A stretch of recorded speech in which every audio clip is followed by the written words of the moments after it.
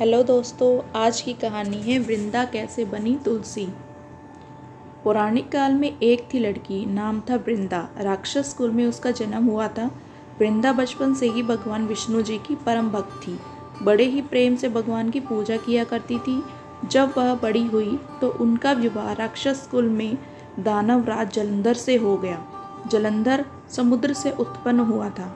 वृंदा बड़ी ही पवित्रता स्त्री थी, सदा अपने पति की सेवा किया करती थी। एक बार देवताओं और दानवों में युद्ध हुआ। जब जलंधर युद्ध पर जाने लगे तो वृंदा ने कहा, स्वामी आप युद्ध पर जा रहे हैं, आप जब तक युद्ध में रहेंगे मैं पूजा में बैठकर आपकी जीत के लिए अनुष्ठान करूंगी, और जब तक आप वापस नहीं आ जाते मैं अपना संकल्प नहीं छोड़ूंगी। जलंधर तो युद्ध में चले गए और वृंदा व्रत का संकल्प लेकर पूजा में बैठ गई। उनके व्रत के प्रभाव से देवता भी जलंधर को न जीत सके। सारे देवता जब हारने लगे तो भगवान विष्णु जी के पास गए। सबने भगवान से प्रार्थना की तो भगवान कहने लगे कि वृंदा मेरी परम भक्त है, मैं उसके साथ छल नहीं कर सकता। पर देवता बोले, भगवान दूसरा कोई उपाय भी तो नहीं है, अब आप ही हमारी मदद कर सकते हैं। भगवान ने जलंधर का ही रूप रखा और वृंदा के महल में पहुंच गए। जैसे ही वृंदा ने अपने पति को देखा, वो तुरंत पूजा में से उठ गई और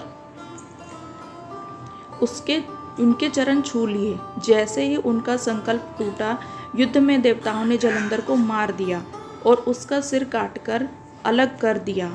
उनका सिर वृंदा के महल में गिरा। जब वृंदा ने देखा कि मेरे पति का सिर तो कटा पड़ा है, तो फिर ये जो मेरे सामने खड़े हैं ये कौन है? उन्होंने पूछा, आप कौन हैं जिसका स्पर्श मैंने किया? तब भगवान अपने रूप में आ गए, पर वे कुछ न बोल सके। वृंदा सारी बात समझ गई। उन्होंने भगवान को श्राप दे दिया, आप पत्थर के हो जाओ। भगवान तुरंत पत्थर के हो गए। तभी देवता हाहाकार करने लगे। लक्ष्मी जी रोने लगी और प्रार्थना करने लगी। तब वृंदा जी ने भगवान को वापस वैसा ही कर दिया और अपने पति का सिर लेकर वो सती हो गई। उनकी राख से तब एक पौधा निकला। तब भगवान विष्णु जी ने कहा, आज से इनका नाम तुलसी है और मेरा एक रूप इस पत्थर के रूप में रहेगा, जिस शालिग्राम के नाम से तुलसी जी के साथ ही पूजा जाएगा, और मैं बिना तुलसी जी के प्रसाद स्वीकार नहीं करूँगा। तब से तुलसी जी की पूजा सभी करने लगे और तुलसी जी का विवाह शालिग्राम जी के साथ कार्तिक मास में किया जाता है।